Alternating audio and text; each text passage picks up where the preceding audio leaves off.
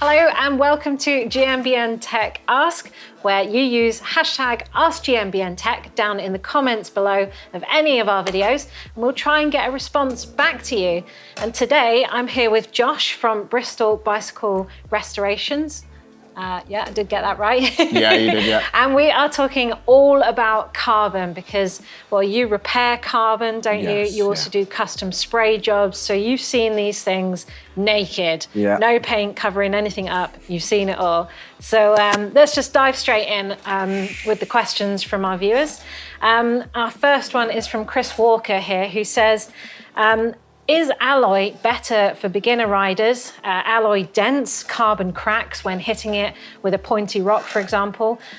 Which frame material is better for a new rider? So I think he's wondering whether it would be more robust to go for alloy over carbon. Yeah, no, I completely understand that. That's a good point. It's a good question to ask. I would say that carbon is better, not because I'm a carbon repair company, but simply just because, you know, if you were to dent an alloy frame, you are going to find that, you know, you're going to have to live with that dent, and it may crease further. It could actually collapse under aggressive riding, or if you hit it again, it's teetotal. With a carbon frame, if it's going to splinter, crack, and obviously, you know, fingers crossed, if it's not too bad of an accident, then it would still be repairable. Yeah. So yeah, I think I would say that carbon, if it's within budget, I think it would be better to go for carbon. So yeah, I'd say. I guess they each have their merits, because he's thinking about a dent in a top tube, for example, and you may be able to live with that rather than a crack.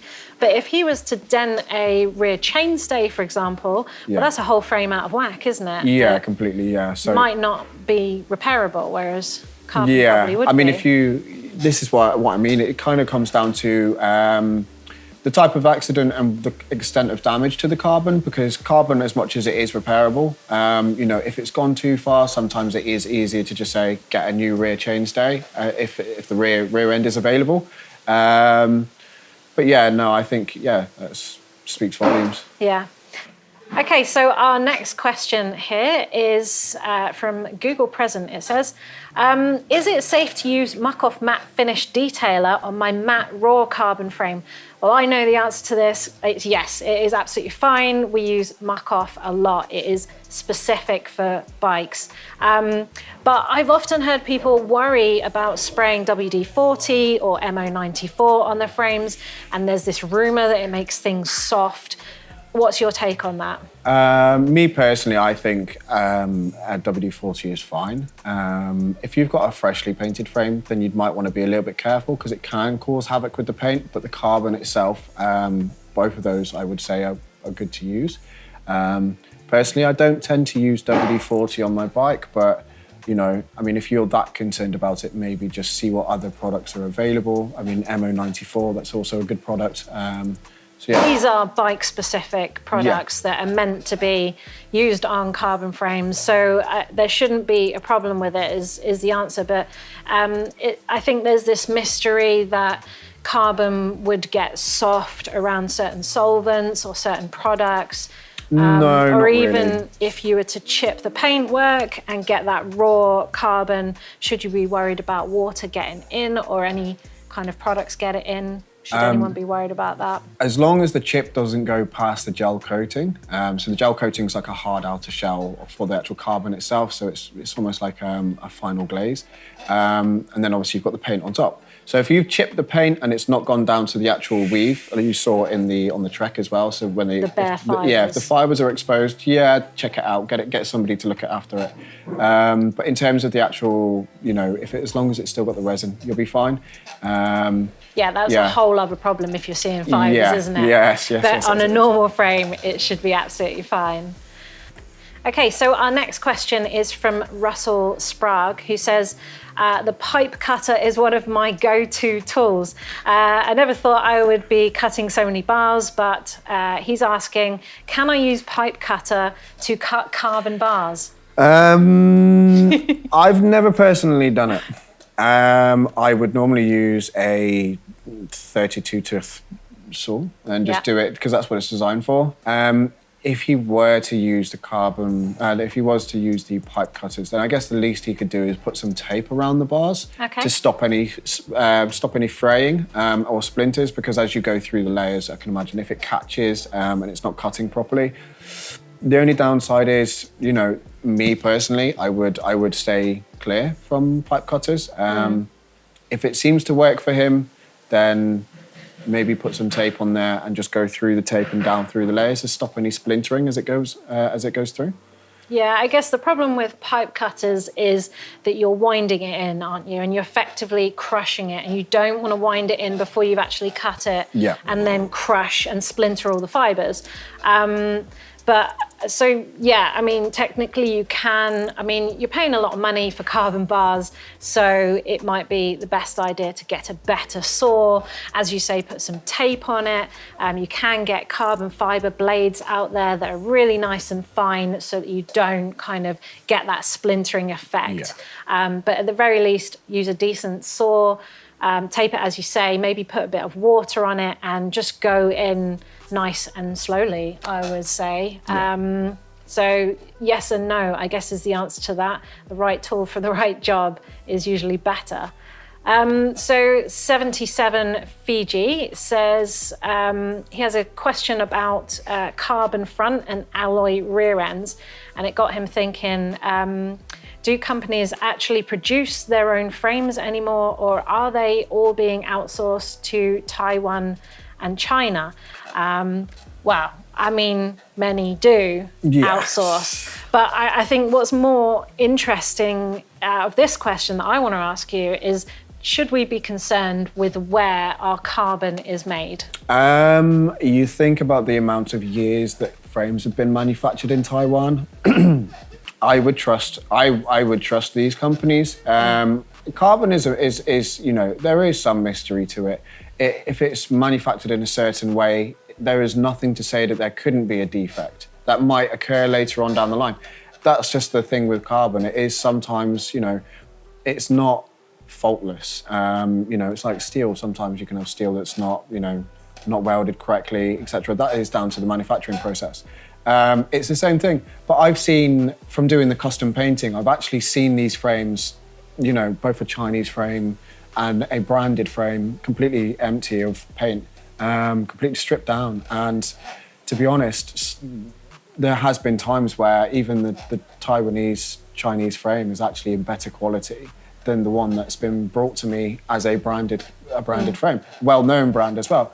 Not naming any names, but you know, that's just the thing. I guess what we've got to think here is that carbon is handmade. Wherever you go, it's handmade. So there may or may not be faults in, you know, human error. But to say that a location makes a difference, it shouldn't at all. Especially if they're being made in a Taiwanese company that has potentially been doing it for 20 years. Yeah. So, okay, so next up, question from Princeton Harmon, who says, what is your guys' opinions on brands like Cube, Kona, and Vitus that have carbon front ends matched with an alloy rear ends? Are they sacrificing quality?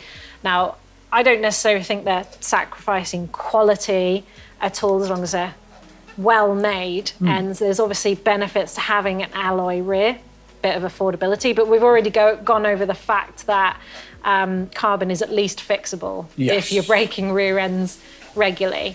But I think out of this question, what was more interesting to me was the thought about mixing carbon and aluminium. Do you have any thoughts on that? Yes, this is actually something that I think needs to be somewhat addressed. Carbon and aluminium, they, if bonded together, they can't really give you an example on this one behind us, but if, you know, the rivets for your bottle cages, they are really renowned for corroding. They don't stay in there for very long once they're corroded.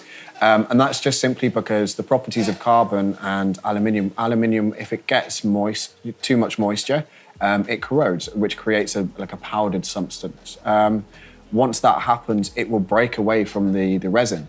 Now, not on this one, but it is quite common for bottom brackets to have the actual shell is aluminium, and it's bonded into the frame. Now, you know, I've seen it all too often where that has then corroded to a point where it's actually broken away, or I've had to remove them, clean them up, clean the actual resin up on the inside, add some more material, take that back, Wow. and then slide the aluminium shell back in with fresh resin. It's a tricky job and it's an expensive job to do, but that just goes to show how incompatible the two materials are. Sure. Of course, these frames that this is happening on are actually quite old now. So you're looking at, you know, between 5 and 8 years. Right. That's depends on how much moisture they get. You know, if they're sat in a garage which is heated, probably not so much of a problem. If they're sitting in a shed and it's got a hole in the roof, you probably will find problems faster. So yeah. Okay, so people need to sort of keep an eye on Yeah, things if they've got a mixture. As part of their servicing, just keep an eye on the aluminium components. Maybe give them a bit of a clean up every now and again.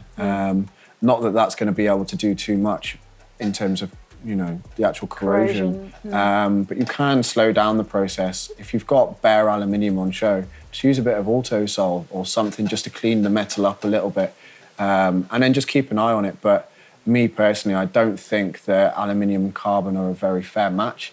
I dare say it'd be the same if they used steel. But yeah, that's one thing that's worth remembering. That's good advice, thanks. So Killian J said, would you ever consider buying and getting in the any carbon unbranded Chinese MTB thing, he said here. Now, I've got a few friends that have had Chinese unbranded frames that are a lot cheaper than branded. What are your thoughts on that matter?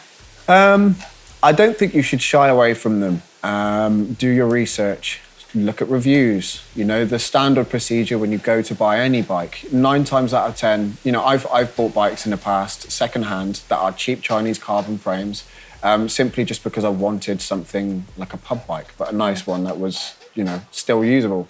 Never had a problem. Yeah. Never had a problem. I don't actually get that many of them come through, and you've got to remember, you know, these Chinese frames are, although they're unbranded, there's not much in terms of the quality. Carbon fibre has come a long way in the last 15 years. What used to be aerospace grade back then is now the regular. So, you know, the actual manufacturing process is a lot better. Yeah, so they could be made to a decent, safe standard, but perhaps you're just not going to get that geometry and that time and research and development that you get with a bigger brand that's actually trying to make something, you know, flex in the right place, stiff in the right place, and great geometry. So you may be just sacrificing that for your money, but you can't necessarily say that just because it's made in China, it's no good. So Mr. Grey Fox Zero says, I've got my XE bike handlebar with a carbon bar and an alloy core, and he's got a big scratch where the brake lever is. And his question is, when does he need to be concerned about that big scratch? Aluminium core with a carbon outer. For me, that screams problem immediately. Okay. That's just my opinion. Would that, if that was a crack to the carbon outer shell onto the alloy bar, is that a repairable thing? As one question. Or is I it don't know the difficult I because wouldn't of it? know. No, it wouldn't necessarily be difficult. It just means you'll have an extra layer of carbon underneath. For me personally, seeing the handlebar in person would help me understand, because I don't really do carbon handlebar repairs, you know, because it's not something that anybody would probably do. Normally, if you can't, because you've got your body weight above, especially being on a mountain bike. My thoughts. So you don't repair carbon handlebars then? Is that something you shy away from? Yeah, I mean, it's one of those things. For the cost of the repair, in terms of the actual cost of a decent set of rentals, it kind of counterbalances itself out. So that's just me being, you know, as honest as I can be. I think personally, it's the same with road bike forks. I don't repair them because, you know, you can buy a set of good condition secondhand road bike forks online. Same with handlebars. Buying secondhand carbon, you know, carbon handlebars and stuff like that, you know, if it's not creaking, cracking, and there's no visible other than the scratch, it's not actually half as bad to the point where it's breaking. So scratches, something that's really clean and linear and very definitely a scratch. I just don't want to give him the advice that it's all right. That it is safe. Yeah, of course. I mean, me personally, if you think it's that bad, go and buy some new handlebars. Yeah, I guess the most important thing is that he's talking things up correctly is more important. I think that's the more scare story on the handlebar situation. Do you come across that a lot? People over talking bolts and cracking things? It does happen. Seat posts, quite common, because normally when people are out on a ride, if their seat post wiggles its way down, you know, they're kind of like, oh, quickly tighten it up and then crack. It does happen. Handlebars, yeah, it is common because not many people like to use a torque wrench, or if they're out on a ride and they want to make a small adjustment, they don't think to take a torque wrench with them. No. If you don't have one, invest in one, stick it in your backpack, go out on a ride and just use it. I carry Toe Peak mini ratchet. They are Get good. one of those. They so are good. And final question here is from LSJ, who says, apparently carbon bikes have a specific lifetime before they are unsafe to ride. Is this true? And generally for an enduro bike, how long would the lifespan be? Is there a use-by date on carbon? No, not necessarily. There's a caveat to that. Yeah, I think that is a very vast question. It depends on, you know, how often you ride your bike. If you ride it every single day of every single year to get to and from work, to the pub, to, you know, if you're cracking on some really good miles, I mean, obviously for a mountain bike, you'd normally use like a commuter bike, but I guess in a perfect world, I would say if you bought a carbon frame, you never ever used it, never ever took it outside, it would last a lifetime. Yeah. However, what you're saying is no one ever uses a frame like that. People use it, fatigue it, knock it, crash it. Yeah, definitely. I personally would say that it's between 20 to 25 years. There will probably be some repairs needed in that period. But if looked after and the general maintenance is there, and it's used for enjoyment, but maybe not every single day for every journey, then yeah, there's nothing to say that it wouldn't last a fair, decent amount of time. Yeah, I mean, it comes down to how well it's treated, ultimately.